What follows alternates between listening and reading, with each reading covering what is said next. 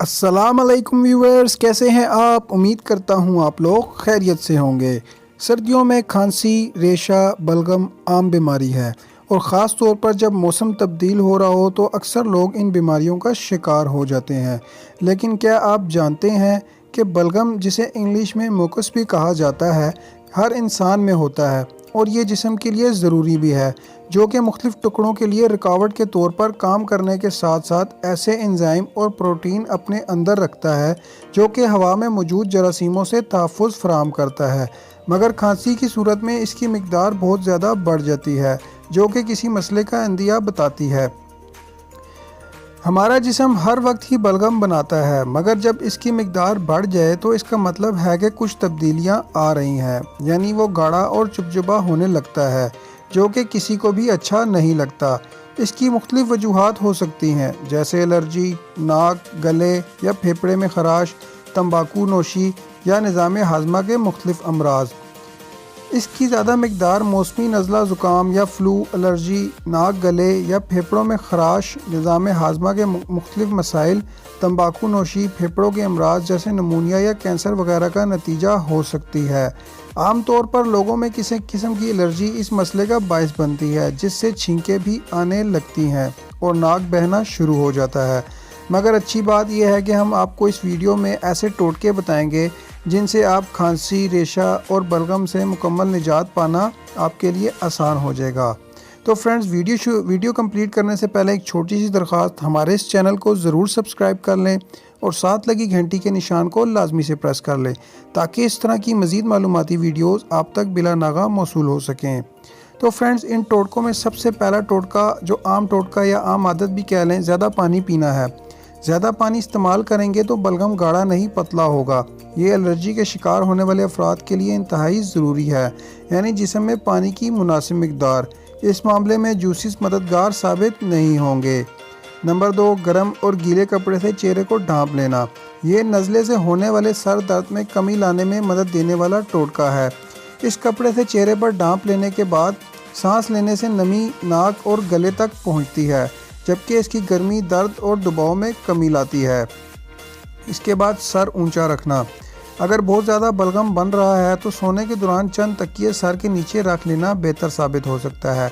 Spot लेटने से ही बेसुकूनी बढ़ सकती है, क्योंकि ऐसा महसूस हो सकता है कि बलगम गले में जमा होने लगा है। इसके बाद है खांसी को दबाने से गुरेज। वैसे तो गले की खराश में खांसी, वो भी बलगम वाली को दबाकर ख्याल पुरकशिश हो सकता है। ताहम खांसी जिस्म का गले और फेफड़ों की सफाई का एक ज़रिया होती है।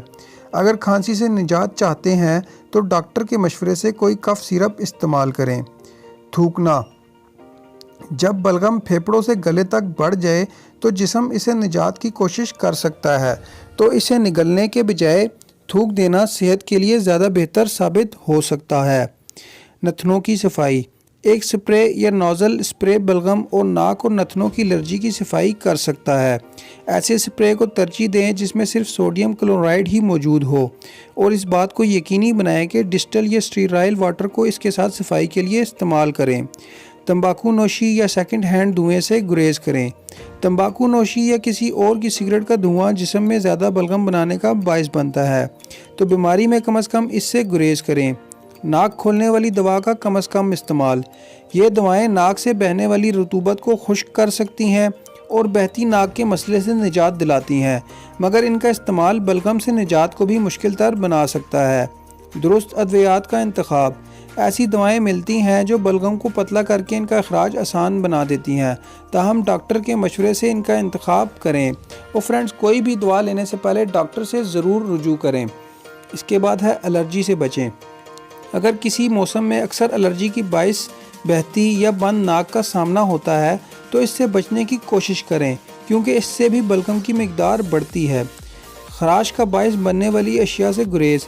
केमिकल्स, परफ्यूम और आलूदगी नाक, गले और सांस की गुजरगाह में खराश का बाइस बन सकते हैं, जिससे खांसी, रेशा और बलगम की शिकायत हो जाती है। कैफ़ीन और अल्कोहल से गुरेज। ये दोनों ही डिहाइड्रेशन का बाइस बनते हैं। जबकि खांसी, रेशा, बलगम का मसला हो तो कैफ़ीन से पाक मशरूबात का ज़्यादा इस्तेमाल बेहतर होता है। फलों को तरजीह दें। ایک تحقیق میں دریافت کیا گیا تھا کہ پھلوں سے ملنے والے فائبر سے بھرپور غذا کا استعمال نظام تنفس کے مسائل جیسے بلغم میں کمی لانے میں مدد دیتا ہے۔ سینے میں جلن کا باعث بننے والی غذاؤں سے گریز۔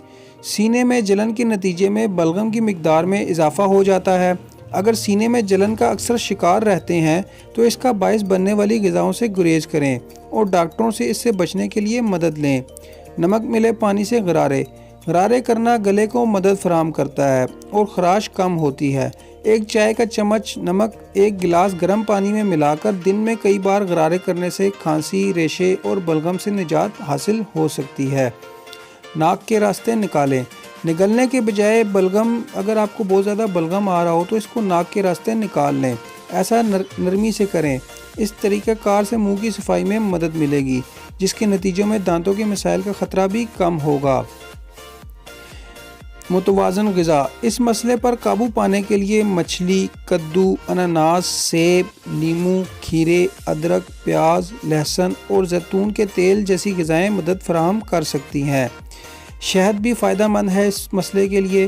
کچھ مقدار میں آٹے کو شہد میں مکس کریں تاکہ یہ مکسچر ہاتھ پر چپک نہ سکے۔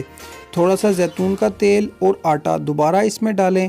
ایک کپڑا لیں اور یہ پیسٹ اس پر لگا کر سینے پر رکھ دیں اور ٹیپ لگا دیں۔ رات بھر کے لیے لگا رہنے دیں اور اگر بچے پر آزما رہے ہوں سونے سے 2 سے 3 گھنٹے قبل لگا کر سوتے وقت نکال دیں۔ یہ بھی ایک مؤثر گھریلو ٹوٹکا ہے۔